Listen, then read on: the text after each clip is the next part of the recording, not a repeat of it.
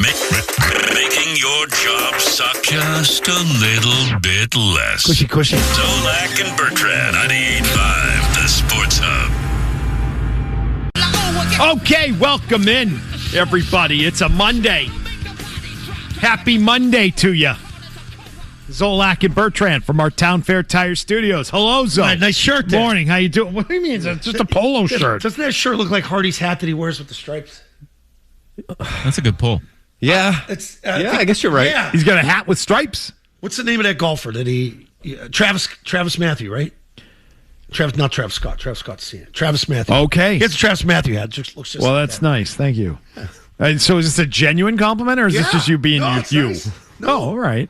You can tell my dickhead comment. Well, it's nice outside, man. We're finally getting some nice days. It wasn't hot yesterday. Yeah, today's beautiful, though. Nice today. Today's like a nice spring day. Right. So I'm thankful for that.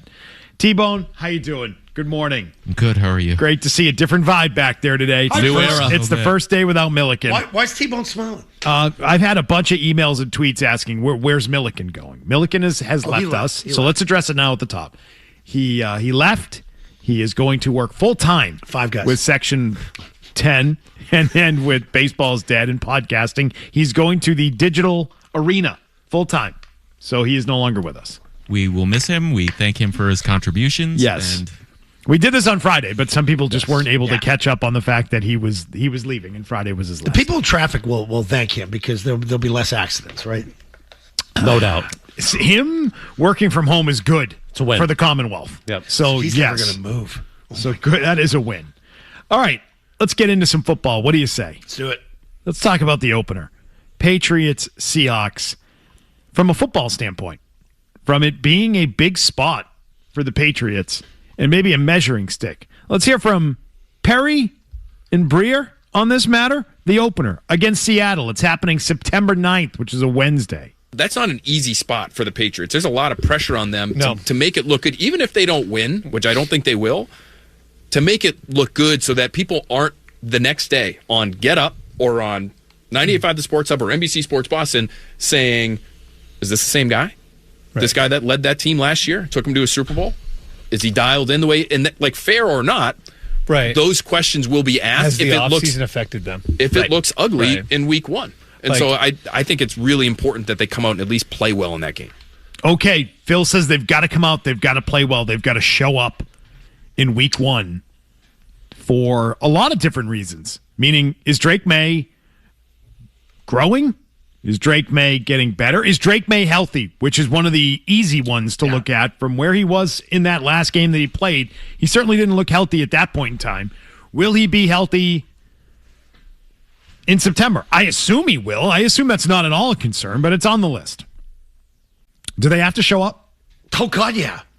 Hell yes, especially the quarterback. Like, everybody's going to be talking about Vrabel, obviously, because of the situation. There's a lot of pressure on Mike, no doubt about it. I think there's more pressure this year on the quarterback because now you're starting to inch closer to that date where we have to make a decision. Are we going to pay him $65, $70, $75 million a year?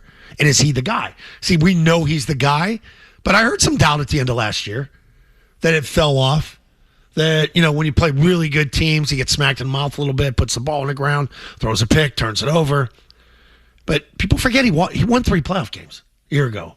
It may not have been pretty, but he made some big-time throws. He needs to build off that. Another year with McDaniels, whole offseason with McDaniels, especially next week. If you get A.J. Brown, you're damn right there's going to be a lot of pressure on this quarterback. He's got to carry this team. He's got to carry this offense. It's a tough schedule. They got to score. And I think you want to start fast. You want to start. You want to look good. Whether I know Phil said they're probably going to lose the game. I don't know how you say that right now. We're so far away from it. But you can't lay an egg. You kind of laid an egg in the Super Bowl. Offensively. Defensively, you hung in there for a while. That thing was 6-0, 9-0, 12, you name it. They gave you the opportunity to try and get back. You could not get back into that game. Yeah. And the other part is, didn't you get better as a team in the offseason? Didn't the roster get a better? And, yes. And isn't there the chance that the roster is a lot better after they complete a trade for A.J. Brown in a matter of days now? Yes. The offensive line should have gotten better, right? Absolutely. I mean, Vera they put in Tucker? work. Drafted, used another first round. We feel we wasted the pick. Is that right? He let it slip out. He should be a starter, but he's probably not going to be a starter right away. I actually think he is. Oh wow, where? We have really spent very little time on the draft because we weren't here. Zoe and I took off. It didn't want to talk about it. But recharge batteries. But this is how I am interested in talking about it, and that is Lomu. You think he can? You don't think he's going to be a starter? As of right now, no. I don't think you draft someone that high without the expectation that they will be a starter in year one. I agree with that. So a lot of people said Nate Solder, right? The Nate Solder redshirt year. They compare it to Nate Solder in the redshirt year, but Nate Solder in his redshirt year played. Nate Solder in the redshirt year started 13 games. What'd I tell you when they drafted this and kid? Played in 16. So don't tell me that, it's a redshirt year like Nate Solder. There was no redshirt year. Nate Solder played football in 2011. He was out there starting games. I'm not saying he's starting. I'm not saying Lomu's starting it at left tackle, although I believe he might be. I'm saying he's playing. You don't draft that high on an offensive lineman and say, we're going to shelve you and work you in a little bit. Or, you'll be ready to go if there's an injury at tackle. Yep. As Felger would say, if I could borrow that from him. No way. That dude's shocked playing. I was kind of shocked when the pick came in. And it was an offensive tackle. I thought they were going defense. That guy's going to play football. When I text you right after it, when you start looking at some of the highlights of him, he's a tackle. He looks like a tackle. He's built like a tackle. Big boy. Yeah. Love him. Just wide, cut like a V. He's going to put weight on it. Cut like a V, not like an A. Nice long arms. A lot of reach. Yeah, good pop. A lot of reach. But Morgan Moses isn't going to practice. Or not practice. He'll practice, but he's not going to play in the preseason. He didn't play last year. No. So this kid's going to get a ton of runs. Yes, he is. And what do you think is going to happen if he plays well? You think they're going to say, okay, now sit down while we bring in the old man, and he starts at right tackle? I mean, Jacoby Brissett wasn't playing as well as Drake May, and they still went with Brissett. So just wonder how this guy's runway is going to be compared to Drake May's that they talked about before May went in week 5. If this guy plays well all camp, I still don't see. I still think it's going to be Moses, and then if he struggles or if the left side struggles, then he gets in, and then he might not let go. You know who's a great trade candidate after June 1? Who's that? Morgan Moses. To who? Anybody. Anyone in August who needs a tackle. I want him here. Okay, and that's fine. As long as he's a good pro, man. As long as he's accepting of it as a good pro, that he's not the starter anymore if Lomu beats him out. Yeah. All right, that's fine. Is he? I mean, I'm wondering, is he accepting of it? I don't know. I assume he would be because he's that great. He doesn't look like an consummate professional. Right. Yes. Okay, but is he willing to accept a demotion to being a rotational guy? Doesn't he kind of have to if he was already probably contemplating retirement after a Super Bowl? I mean, if I were in his spot with all the years of service in the NFL, I would be thrilled. I'd be like, yep, you want to keep paying me and I don't have to play as much? Yeah, great. You already accommodate me and not making me practice all that much. I'll take on the leadership role and take a step back. I'll gladly show up to work every day and be around a football team and still do football, which I love. But if you want to play me less, I'm not going to fight you on it. Yeah, I appreciate the checks are still clearing. That dude doesn't miss plays. He played the entire year. I like his leadership in the room. Base salary. I just think he's the type of guy. He's $6.5 million this year. You want to continue to make the $6.5 million here? You're not going to be the starter. Okafor was making what, 8 and quit? And then came back. Chooks. Yeah, Chooks. Yeah, that's right. Now this guy's tough. And you get to week 1, that $6.5 million is guaranteed. Yeah. You're right? Yes. You're getting that? If you're on the roster, it's guaranteed. Yes. Okay. 4 years or more. Yep. 4.3.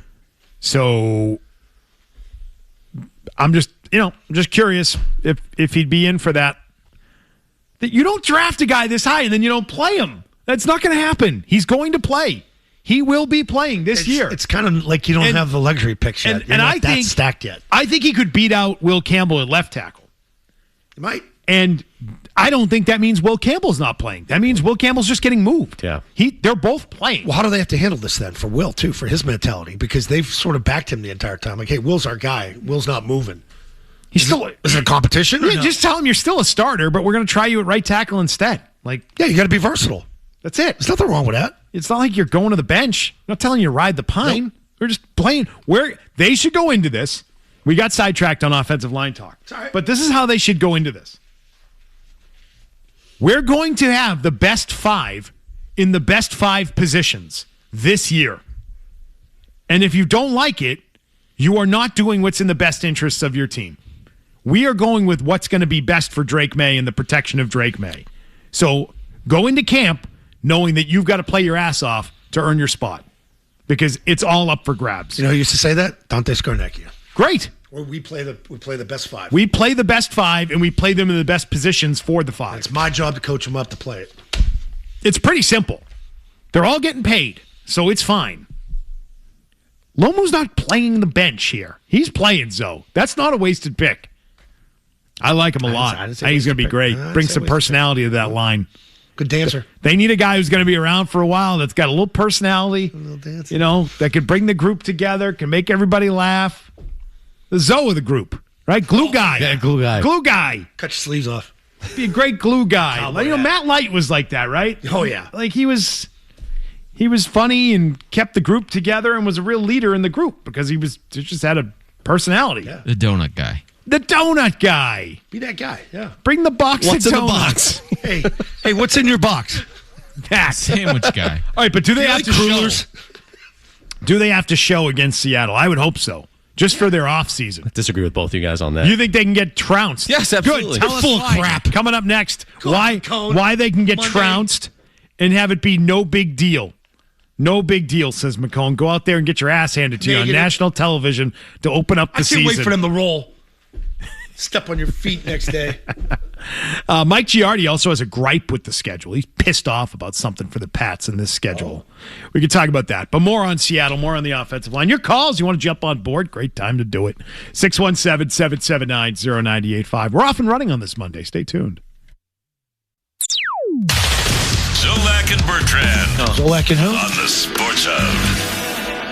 With the Patriots, I think you look at it, and, we talked a lot, right, towards the end of the year last year, how bad their schedule was. It certainly, helped them. And we always talk about the early part of the season. Do you get a chance to get your feet underneath you and kind of get rolling as a team? I mean, their first 4 games, they're pretty real. Now, I know the Steelers aren't what they used to be, and it'll be the Patriots home opener, so that's good. But 3 out of the first 4 on the road, and those 3 teams on the road they're not going anywhere. The culture's there to go, even if they're not as good as last year, but at the Seahawks week 1, at the Jaguars week 3, at the Bills week 4. So that's different right there, right off the bat.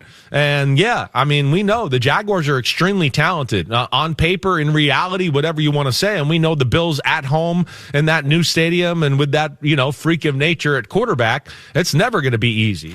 Chris Sims, Pro Football Talk, talking about the Patriots schedule, talking about that start to the schedule, 3 of 4 on the road, Seattle, Jacksonville, and Buffalo.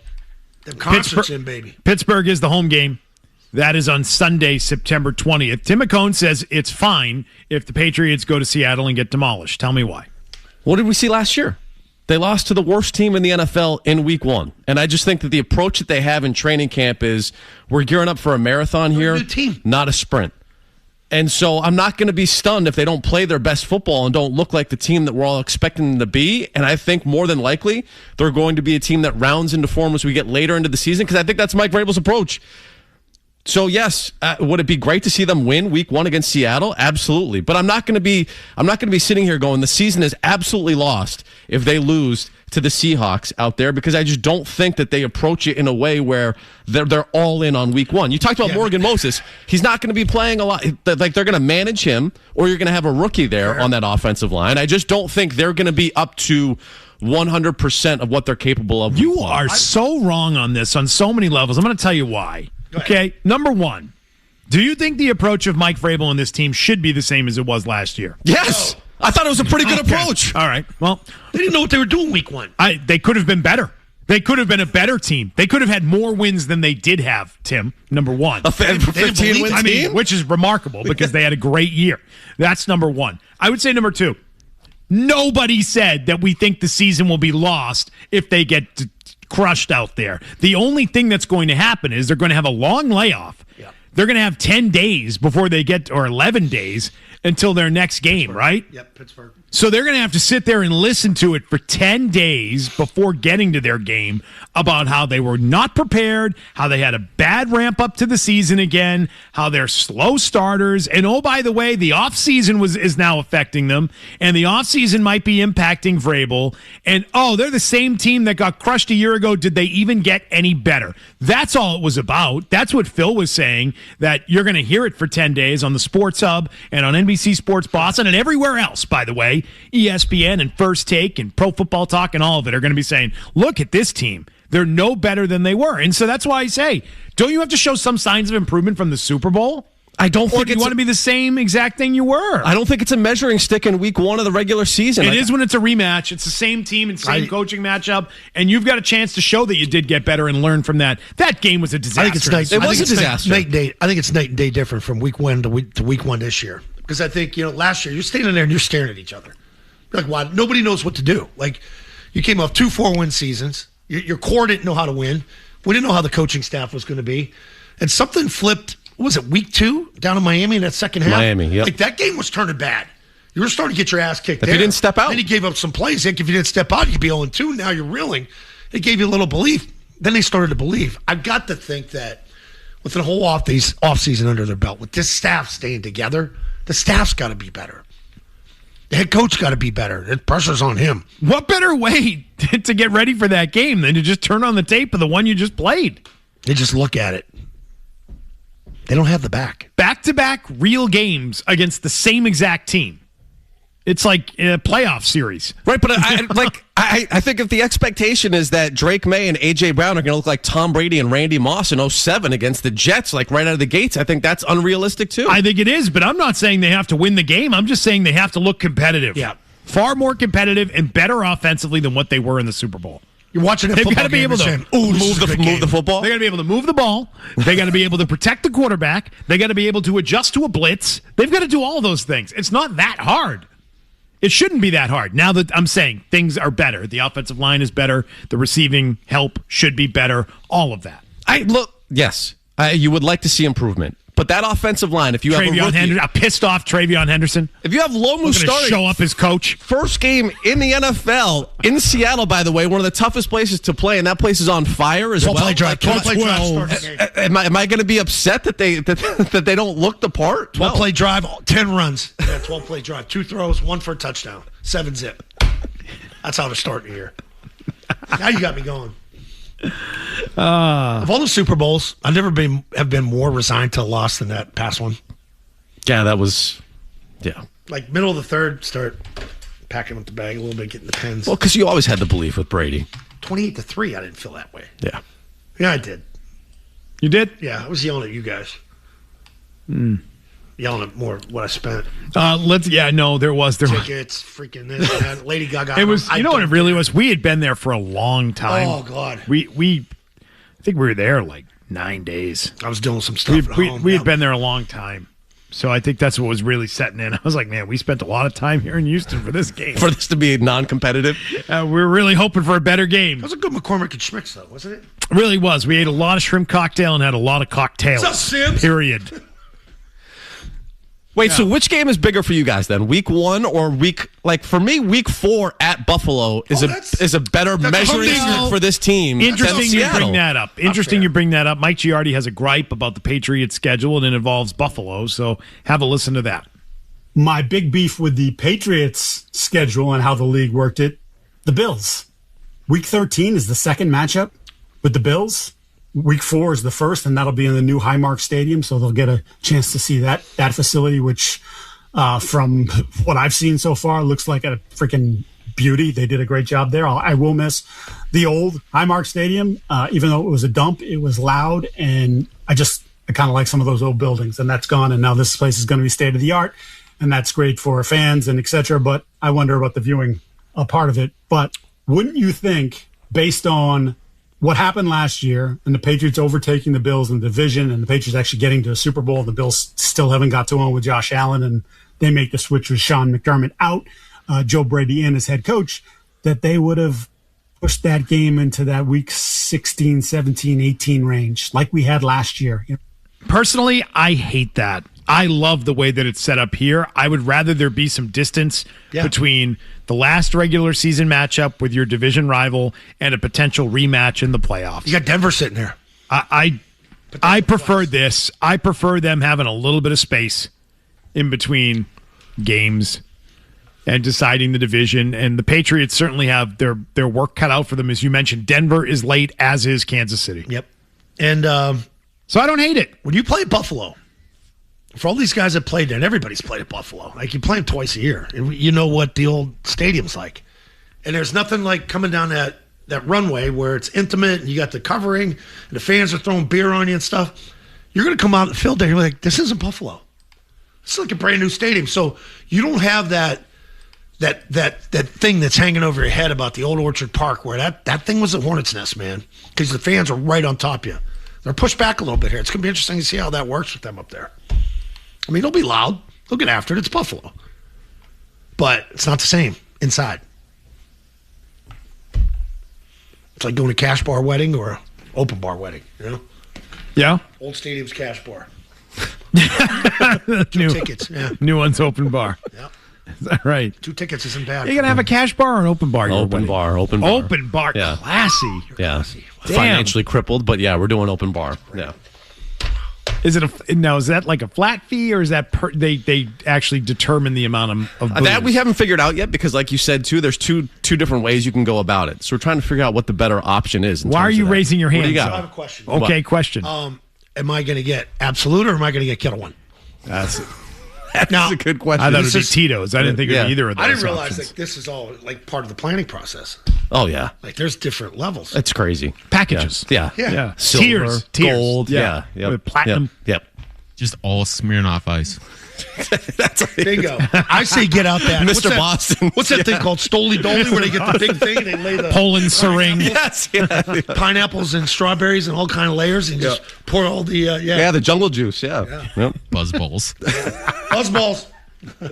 Only for pre-dinner. Oh, okay. 617-779-0985 is the phone number. so many bad vodkas out there. There are. You want to jump on board? Great time to do it. We're talking about the Patriots at this point. Worst case scenario. We haven't really discussed that. We've talked about how good the Patriots could be in this schedule. We've talked about if things break their way. What's the worst possible record you can come up with for them? What's the worst case scenario? We can get into that a little bit coming up right after this. Here are the headlines with McKone. Nothing happens in Boston sports What's he doing? you won't find out about here.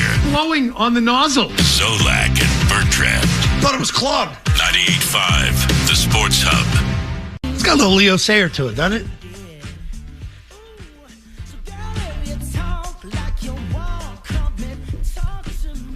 What do you think it has to it? I'm sorry. Leo Sayer, you make me feel like dancing. The way it starts. What the? Yeah, no, I get maybe. Yeah. Hey, listen, there's only so many notes to use when making a song, so that's what they say. There's only so many different ways you can arrange those notes. Right. That would be my defense going in if I stole a song. Well, listen. I just use Hootie. There's not too many notes to choose from. There's not a lot. All right, let's It's not Vanilla Ice. Yeah, exactly. No, you guys got it all wrong. Mine's dun dun dun dun dun dun dun. You gotta listen. You gotta listen. You ever heard him in his defense of it and behind the music? Yeah. It's brilliant. Honestly, God, no, that's not how mine goes. A couple years ago, we were driving in the car. Kids were younger, and Under Pressure came on by Queen. And they go, "Hey, Dad, they stole Vanilla Ice." Kids are so dumb. Oh, they're right. No. All right, we've done the best case scenario for the Patriots, and we can get them to like 13, 14 wins again. Yep. We can talk ourselves into it. Can we go the other way for a moment? Absolutely. The games they could lose as opposed to the games they could win? All right, ready? Yeah. You just say yes or no that they could lose the game. Seattle. Yes. Yes. Pittsburgh. Yes. Oh, man. I saw them lose to Pittsburgh a year ago. You know how they can lose? Turn it over five times. All right. So, I mean, bottom line here, let me stop you. Like, we're probably going to say yes to everybody. All right, yeah, let's just everybody do it. Except the Jets and Miami. We won't count them as a record. It's just, are they losable games? Okay, all right, let's just do it that way. At home, your home opener, I'll say no. I'm with you on that. Like they're gonna win that game. I'll give them that. Win. Okay, but we're not doing win-loss. Okay. Could they lose the game? All right. Is it a losable game?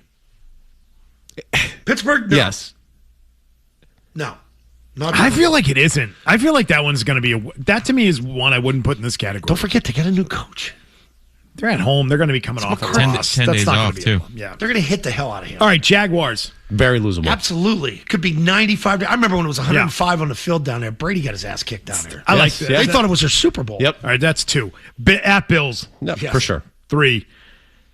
At home against the Raiders. No, you got to pack up the season. Yeah, I'm if you lose that I'm game. not putting that one in there. At home against the Jets. No. You're going to win that game. At the Bears.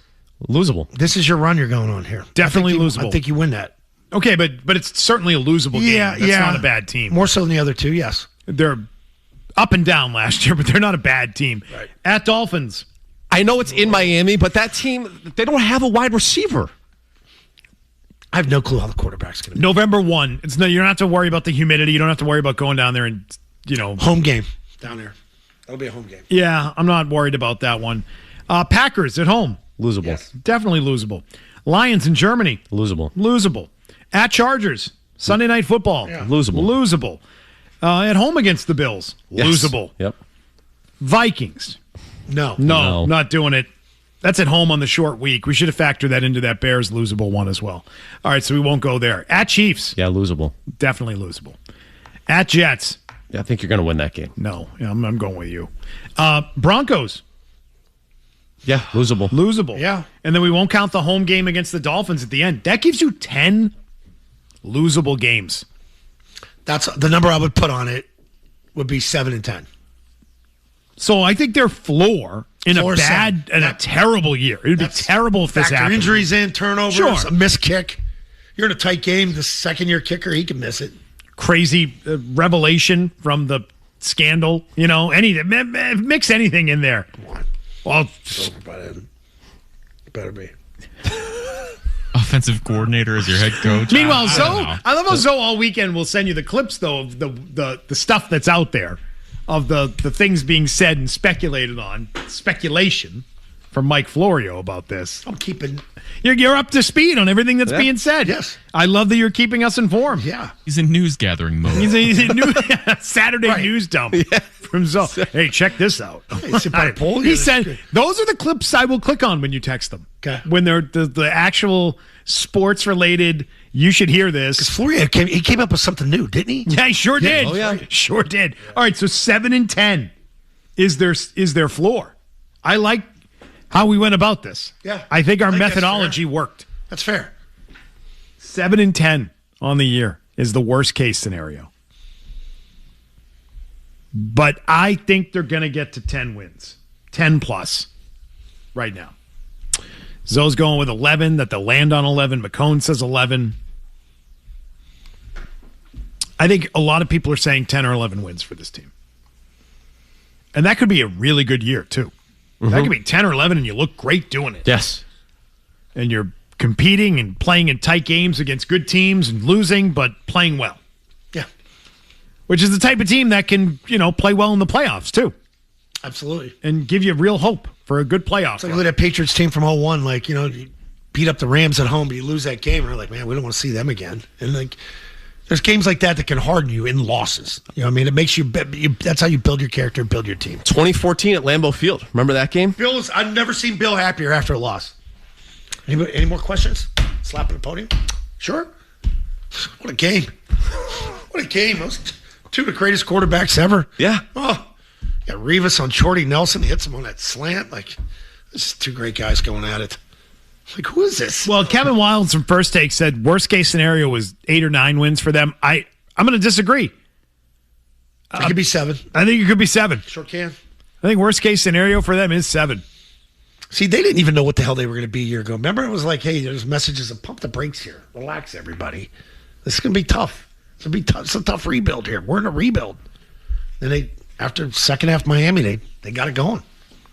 Look, and the schedule looks different, obviously, as you get further and further along. It never plays out the way that you think it's going to. But, man, that second stretch, because we talk about those first 4 games, but the Packers, Lions, Chargers, Bills stretch that you have in the second half of the season, gauntlet. that's brutal, man. You got 2 gauntlets. But you got a chance to settle down in the middle. You do. There's winnable games there. Very winnable. 5 of them. I got them in a row. All right, 617-779-0985. The new intern, Mia, had no work back there because we've had no calls in this first hour. Caller. Had no calls. It's been very quiet. On-the-job training is terrible. The training has been minimal. Minimal training. She's like, you guys are pathetic. We are. Mia, what do you think She'll of George? learn that in time. It's only natural to come to that conclusion. George, stand up. Tipped her off. Don't worry. Stand up, George. Mia, stand up. George is here She's bigger today. than George. Look at this. Well, it's not exactly All right. Oh, no, she's not. It's not exactly a difficult thing to do. Wow. Oh, look at that, George. Score one for you. Score one for you, George. It's an hour and 45 to get here today. Cranston. Buckle up. Monday traffic was a real What thing was today. that? I don't know, man. I don't know. You were in news gathering mode over the weekend. Yeah. Good work. Thank you. Way to show up. Oh, boy. On Saturday night, Dianna Russini got out of the house, and she found friends. What an awful reason to get out of the house. She found friends, and she did something that Matt McCarthy would be jealous of. And that is she went to the Springsteen show. She was dancing in the dark. In the city. She went to the Springsteen concert, but of course made sure to stop for dinner with friends and get photographed along the way. The details next. We're back with more Zolak and Bertrand on the Sports Hub. Russini's got a hungry heart. So much love to give for one person. So much love to give. She was out on Saturday night. She's in the tabloids again. This time she was going to the Springsteen show at Madison Square Garden. So she was in the city eating at a restaurant. Looks like a nice casual spot in the city. And I like the water bottle on the table. Why is that? Nice, tall, skinny ones with like the cap on the top. Like when they bring it, it's still water. It's still water, not no bubbles. Was it Page Six or TMZ? TMZ, I think. Okay, it was TMZ who, I love this. New York Post then puts up the story about it, but then has to link to TMZ. What did I tell you, guys? I said TMZ highly motivated now. Really trying to prove themselves in all of this. But TMZ grabbed the photos of her being carefree. Oh, isn't that nice? Just being carefree at her New York City dinner with hubby amid scandal. Does he stare at her phone? Does he watch her every move? Oh, geez. I mean, who are you texting? Like, I'll ask my wife that. Who are you texting over there? If he's not into being shamed, he's paranoid right now. That would be my. Can she leave the house and go get milk? Like that's the things I think of. Like if there's a photographer nearby, right? You know what pissed me off about By the way, picture? proper credit where it's due. It was actually an exclusive to the Daily Mail that got these photos. Jesus, they're over here. We can't. There's so many photo dumps. Daily Mail's getting in the game. We have to figure out who has the exclusives. My bad. This time it was Daily Mail first. Exclusive. Dianna Russini tries to brush off Mike Vrabel affair scandal as she's spotted partying with her husband and pals before Bruce Springsteen concert. What are the pals thinking? A witness told the Daily Mail that Russini and Goldschmidt, her husband, both looked in good spirits and that their group was very excitable as they shared drinks and food as people gathered before the show. There was no suggestion that the couple were struggling after being involved in a scandal that is still sending shockwaves across the NFL. I love how they write this stuff. They were having a great time, the witness said. They were having a blast with a big group of friends, lots of food and drinks ordered in their table, and they were very carefree given everything that has gone on. Russini and her husband sat opposite each other. Mm-hmm. That bar gets busy before shows, but she didn't seem to care if anyone might have recognized her. And I can tell you, the friend sitting at the corner of the table in both photos that the Daily Mail has obtained is slid to his right for some reason towards the end of the table to create the perfect lane to get a clear photograph of Dianna Russini. Isn't that funny? He's like, I don't want to be in this. In the first shot, he's at the end of the table and his leg is swung out to his left to another dude. That's got to be Goldschmidt, right? That's the husband sitting across from her. I'd be like, I just sit here with Zoe and my leg. This be let it hang. Yeah. How you doing? Like what the hell? Yeah. He slid out to the right, and it's so that she is able to be seen from where this photo was taken, which just tells me, oh, here we go again with another setup. This is why I think it may be a setup. What stands out about the picture? She put her back to the window. Right. She's facing everybody. She made herself visible to everybody in the restaurant. Sit down and you want to be nondescript. You kind of, I'll take the end seat and I'll look towards the window away from everybody. Turn your back to them, so to speak. I noticed that. And what really pissed me off was the girl at the other table just turn around staring. Like, is this what you're just going to stare? She's watching the game up there. You ever do it so? You ever sit so that there's fewer people that can see you in a restaurant? Yes. Yeah, absolutely. We do it all the time. Yeah. All the time. Some days when I'm like looped up, I'm like, yeah, let's see it. Right. Yeah. But I'm saying when you're sober, when you first get there, you're like, I'm turning this way. Yeah. And I don't stick my. We are not near the celebrity level that Dianna Russini is now. Not now, thank Holy God. smokes! Make sure to face out to the restaurant so everybody can see. Come on. Back to the wall. And then you two man spread. Man, you got the man spread. Picking little bites to eat. You got her, and then yeah, and then just a clear lane to take the photograph. That's convenient. Does this do anything for her in a positive fashion? No, I don't think what it an does. awful concert for your coming out party. Zo's mad about the show. I know. Go concert. I'm going to put myself through this just to be bored in a half hour.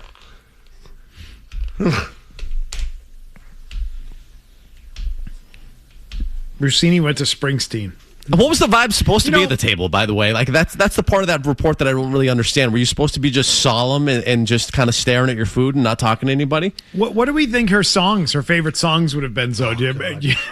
What do we think she was going there to hear? I don't know this crappy stuff. Like, I just know the hits.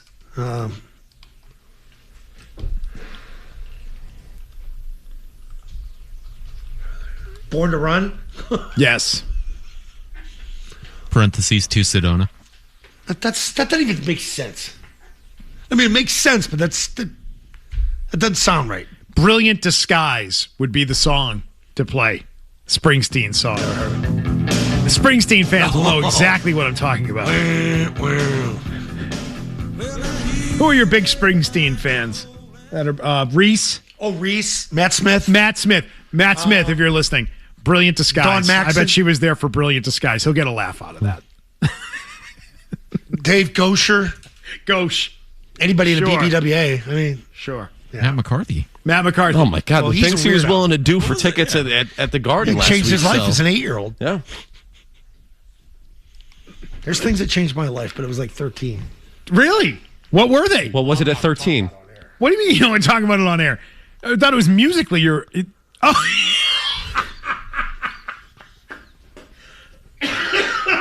We're not. Oh, you wanted him to just stay in the music genre. No, I thought we were talking about music. Oh, I didn't know we were talking about things in life. He went for You know what? Beth by Kiss was a good one early. I kept listening to that over and over as like an 8-year-old kid. Beth, I hear you calling, but I can't come home. Yeah. Man, oh man. What do you say? I don't know. I thought you were going to tell us like an album that changed your life. Oh, High Infidelity, Paradise Theater. Like those are my right in the middle of my middle school days. I can't get over the Matt McCarthy ticket conundrum, though. What's that? That he was talking about. Bet he needs three. Was Zoe here for that? No. It was Zoe wasn't here for that. What are you talking about? That was the day you were out. He covered for you. Matt McCarthy needs 3 tickets to Springsteen at the Garden. Him, his girlfriend, and his girlfriend's mother. And Jesus Christ. we said They haven't seen him. It's a bucket list item. Yeah. I said, what if you can only get 2 tickets? He said, then we don't go. He said no one would go. He said no one will go. What's wrong with him? Send them. Not a gentleman. He said no one will then go. Kind of ticket, it's 3 or nothing. It's all in or none at all. If I was a ticket guy, I'd say pound sand. You'd be smart with me like that. He was having trouble getting them. Let's see what they're on StubHub right now. I bet they're or any ticket provider. They're expensive, huh? Oh, super expensive. Jesus Christmas. Well, he's getting up there, man. I mean, there's not. Yeah, how many shows are left? How many more tours are left? Freebie, I wouldn't go. Falling down on stage, and he's like a turtle on its back. Did he have a wristband? Did he want a wristband still? Yes. Black Leather wristband. Yeah. All right, let's. A balcony's like $400 right now to get in ass. at the Garden. Oh my God! You know well, shouldn't the girlfriend and the girlfriend's mother be paying for their tickets? No. Like, does he have to buy all the tickets?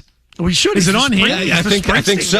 Well, he says that it's a bucket list for them. Springsteen. He says it's a bucket list thing for them. I'm calling BS on that. No, I just think he wants to. I think he was saying if they were free for everybody, if he somehow found his way into free tickets. He wasn't looking for free. He was looking for something that was not $1,000 a ticket. It's $400, but you're actually behind the stage at TD Garden. You're not you can't even see. Is it open stage though in the back? That's kind of a new thing. A lot of acts are doing. It's wide open. Just wide open. Yes, you can see right through. 400 after fees? No. I don't know what the sound would be like back there. I know, right? Let's do this. Headlines, 90 seconds. Now we have some calls waiting. I love this. Good. Let's get a few more. Call Mia. 617-779-0985. Talk to Mia. Get on the board. We'll talk to you next.